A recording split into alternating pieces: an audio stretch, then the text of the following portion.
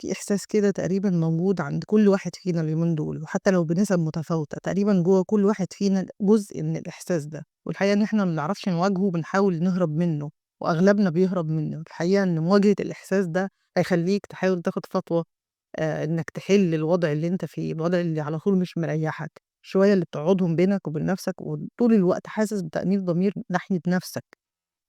طول الوقت إحنا ما عندناش علاقة متينة وجيدة بنفسنا.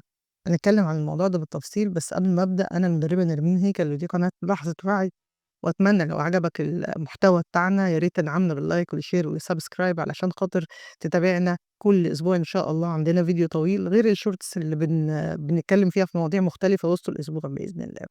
والحقيقة أنا باعتبر الفيديو ده مش فيديو تحفيزي أو فيديو عن المحتوى التنمية البشرية، ده فيديو طالع من القلب كده عن وضع لو اتصحّح بقية حياتنا هتتصلّح بإذن الله. اسمحوا لي بس أبدأ أتكلّم عن نَفْسي أنا الأول. الحقيقة إن أنا عِشت عُمر طويل جدًا، اتعلّمت واتخرّجت واشتغلت، وبعد ما اشتغلت بسنين كبيرة جدًا اكتشفت إن أنا مش فاهمة أنا باعمل إيه. يعني الحقيقة إن أنا آآ لمّا قعدت مع نفسي كده فترة طويلة جدًا، لمّا أخدت فعلًا هو حرفيًا بعد أجازة كده معيّنة، أنا قعدت مع نفسي اكتشفت إن أنا كل الحاجات اللي أنا باعملها مش راضية عنها. أنا حرفيًا كنت بأُساق، باشتغل علشان أو باذاكر عشان أتخرّج، ولمّا أتخرّج أشتغل شُغلانة فرضتها عليّا نوع الدراسة اللي أنا كنت بادرسها، والحقيقة إن أنا تقريبًا ما ارتحتش لحظة.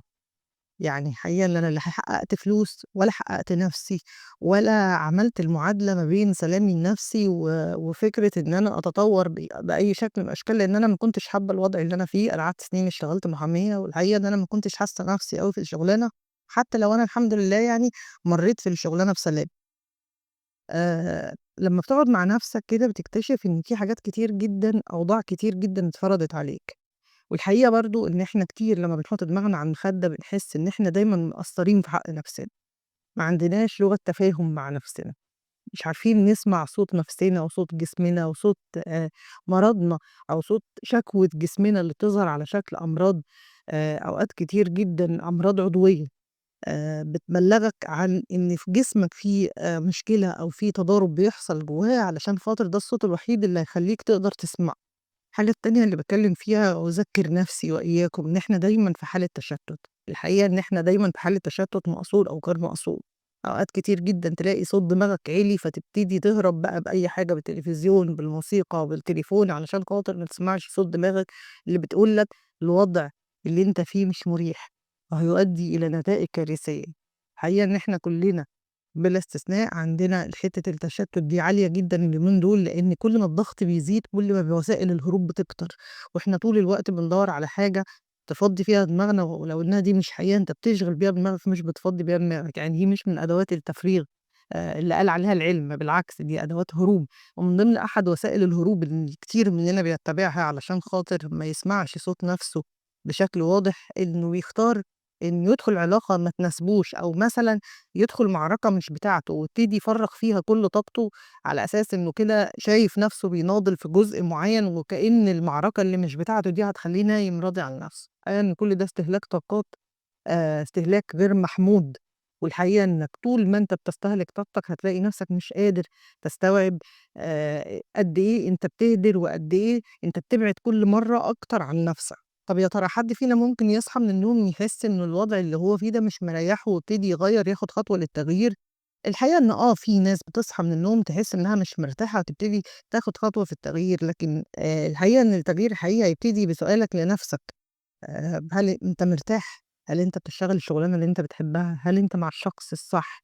هل أنت بتختار معاركك؟ يا ترى أنت بتصرف طاقتك على إيه؟ الحقيقة إن كل الأسئلة دي هتخلّيك تدوّر على إجابات ليها. صحيح كل مرّة هتسأل نَفْسك السؤال العقل هيقاومك شوية لإنه مش عايز يجتهد في إنه يحل، لإن بطبيعة الحال العقل كسول.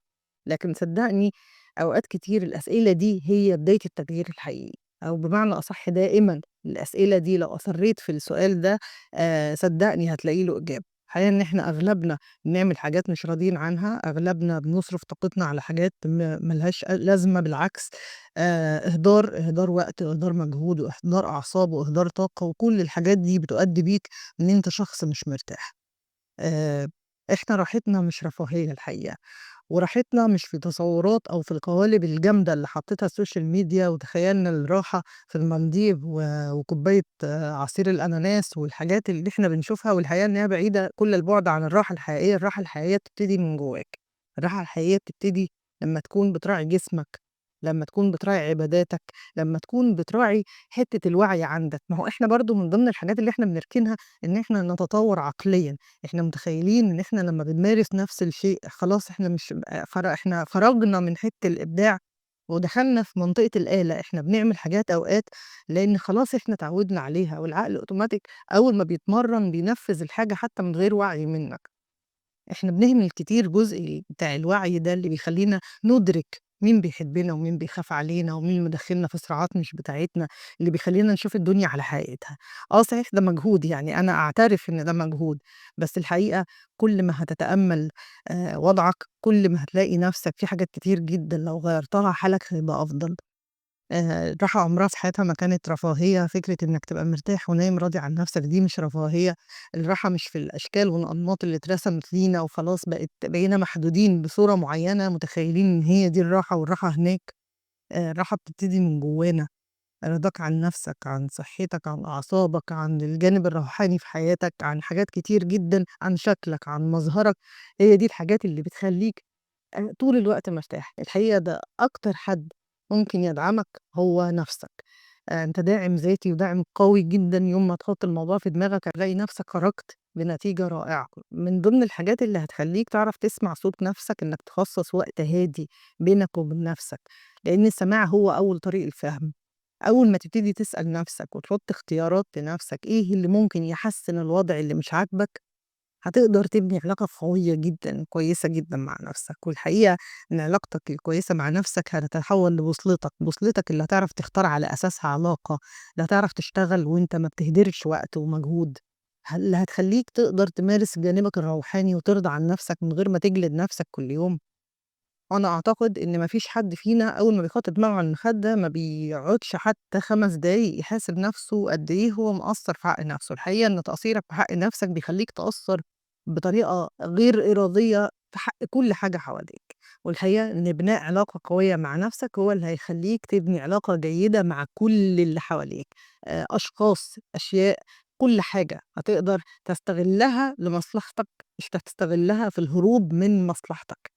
الحقيقة إن الحاجات دي هتبذل مجهود شوية، هتتعوّد على أوضاع ما كنتش متعوّد عليها، هتدخل في منطقة أبعد شوية من منطقة الراحة. يعني هتخرج من منطقة الراحة فترة، بس صدّقني راحتك هتبقى مبنية على أساس. الحقيقة إن إحنا جسمنا بيصرخ من الصداع. الحقيقة إن إحنا يعني الحقيقة إن البيئة اللي حوالينا مش مقصّرة معانا في إنها تأذينا. فالحقيقة إن إحنا كمان بنزوّد الإيذاء ده بعادات يومية خاطئة وتصرفات إحنا مش مبنية على وعي حقيقي إنك قد إيه بتأثّر على نَفْسك بالسلب على المدى البعيد. أنا دايمًا أحب أقول للناس اختاروا نَفْسكم، اختار نَفْسك تحت أي ظرف، اختار نَفْسك تحت أي وضع. حِب نَفْسك بالطريقة الصح، ما تحبّش نَفْسك اللي هو حُب النَفْس ده ما لوش علاقة بالأنانية. حِب نَفْسك بالطريقة الصح، إنك تراعيها زي ما بتحب حد كده وبتراعيه، راعي نَفْسك وصاحبها. واختار لها اللي يريحها والمفيد قبل ما نندم كلنا. الحقيقة إن أنا نفسي عدّيت بتجارب عادات خاطئة وما كنتش متصالحة جدًا أو أبدًا مع فكرة إن أنا يا ترى باخدِّم على نفسي صح والّا أنا بأُساق آآ زي الناس. أنا ما باحبش فكرة، يعني أنا مع فكرة التميُّز ومع فكرة إن أنا أختار لنفسي سكة حتى لو الناس كلها ماشية عكسها. اختاروا لنفسكم طريق حلو، مفيد، صحيح. نام وأنت راضي عن نفسك.